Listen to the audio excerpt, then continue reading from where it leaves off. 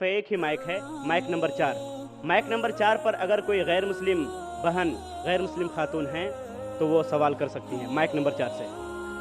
Hello doctor साहब, मेरा नाम है रूमा गुप्ता और मैं ग्रेजुएट कर चुकी हूँ।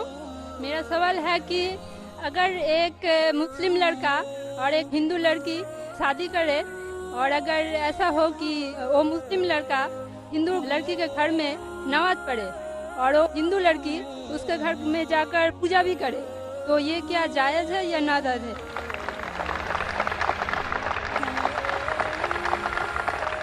बहन का अच्छा सवाल है कि अगर एक मुसलमान लड़का हिंदू लड़की से शादी करता है तो क्या वो मुसलमान लड़का हिंदू के घर में जाके नमाज पढ़ सकता है, और क्या वो लड़की मुसलमान के घर में पूजा कर सकती है? नहीं। सबसे पहले कुछ शराइत है हर चीज के। आप अगर गाड़ी रखेंगे और गाड़ी का एक पहिया रखेंगे, साइकिल का एक पहिया रखेंगे, ट्रैक्टर का, तो गाड़ी चलेंगी क्या? नहीं चलेगी। या चारों साइकिल कर दो या चारों ट्रैक्टर कर दो।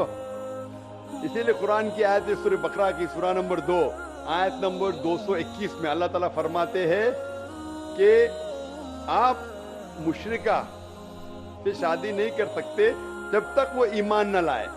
मतलब जो गैर मुस्लिम है और शिरक कर रही है उससे आप शादी नहीं कर सकते जब तक वो ईमान ना लाए। और एक ईमान लाने वाली औरत चाहे कितनी भी बदसूरत हो वो एक मुशरिका से बेहतर है। और आगे आयत कहती है कि लड़कियां मुशरिक लड़के से शादी नहीं कर सकती जब तक वो ईमान ना लाए।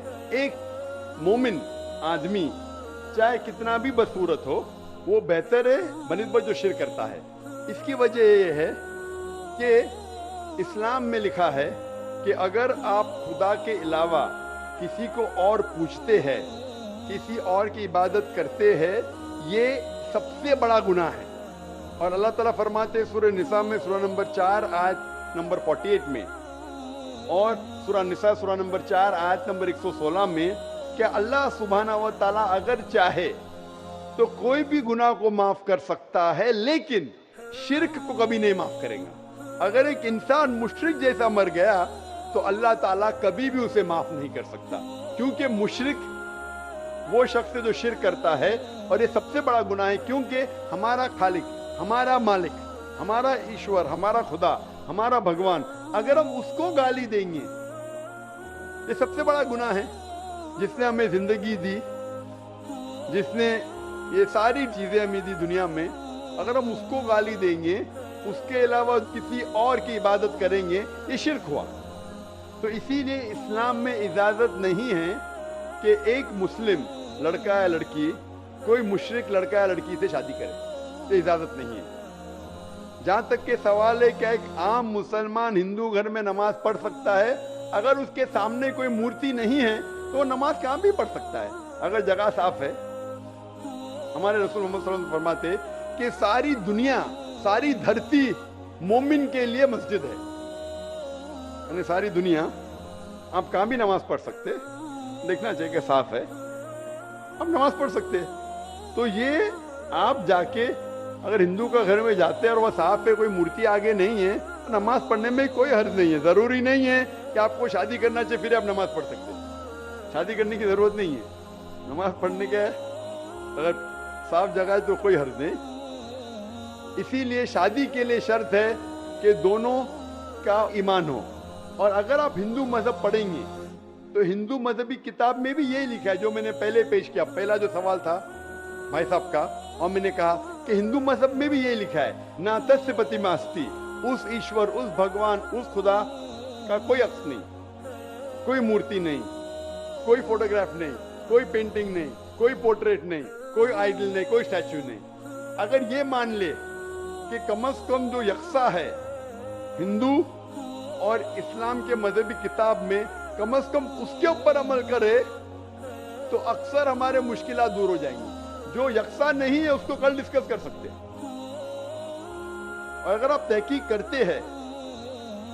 करते हिंदू मजहब की किताब पढ़ते और इस्लाम मजहब की किताब पढ़ते, दोनों में लिखा है खुदा एक है, दोनों में लिखा है खुदा का कोई अक्स नहीं है, दोनों में लिखा है कि खुदा का कोई बुत नहीं है, دونوں میں لکھا ہے کہ خدا کے علاوہ کسی اور کی عبادت نہیں کرنا چاہیے. دونوں میں لکھا ہے کہ آخری پیغمبر محمد صلی اللہ علیہ وسلم نے. دونوں میں لکھا ہے کہ شراب نہیں پینا چاہیے. میں حوالے دے سکتا ہوں اور میں تقریر ایک دیا ہوں, similarities between Islam and Hinduism. اسلام اور ہندوازم میں یکسانیت دونوں کتاب میں.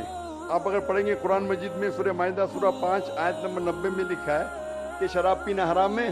اب Manusmriti chapter number 9 verse number 225 پڑھیں گے, اس میں لکھا ہے شراب پینا حرام ہے.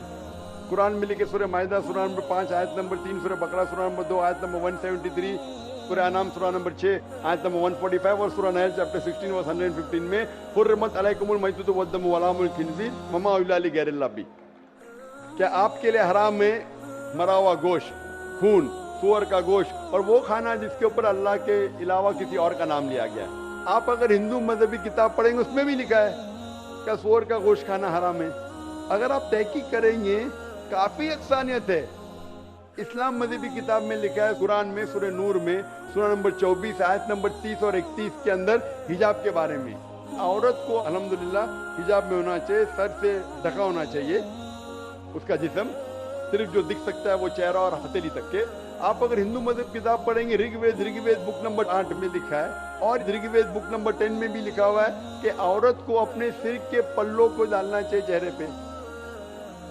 رگ وید میں بھی لکھا ہے کہ جب مرد کو دیکھے تو نظر نیچے کرنا چاہیے. یہ قرآن مجید میں لکھا ہے سورہ نور سورہ نمبر 24 آیت نمبر 30 اور 31 کہ جب بھی کوئی خاتون مرد کو دیکھتی ہے جو اس کا شوہر یا قریب رشتہ دار نہیں ہے, اور جب بھی کوئی مرد کوئی عورت کو دیکھتا ہے اور قریب رشتہ دار نہیں ہے تو اسے نظر نیچے کرنا چاہیے. تو اس طریقے سے آپ تحقیق کریں گے جو یکسانیت ہے اس کے اوپر تو عمل کرو. تو یکسانیت ہندو اور اسلام مذہب میں جو مذہبی کتاب میں لکھا ہے, لیکن افسوس کی بات ہے کہ مذہب کے ٹھیکیدار یہ چیز کا ذکر ہی نہیں کرتے. کیوں؟ اسی لیے میں حوالے دیتا ہوں. میں کوئی عالم نہیں ہوں, میں کوئی پنڈت نہیں ہوں, میں اپنے آپ کو طالب علم کہتا ہوں, لیکن میں ہمیشہ حوالہ دیتا ہوں. تو کسی کو بھی شک ہے, کسی کو بھی شبہ ہے تو گھر پہ جا کے چیک کر سکتا ہے, یا انٹرنیٹ پہ جائیے, آپ ٹائپ کرو, وید بھی انٹرنیٹ کے اوپر ہے, قرآن بھی انٹرنیٹ کے اوپر ہے, ٹائپ کرو, ریفرنس ٹائپ کرو, آپ کو حوالہ مل جائے گا.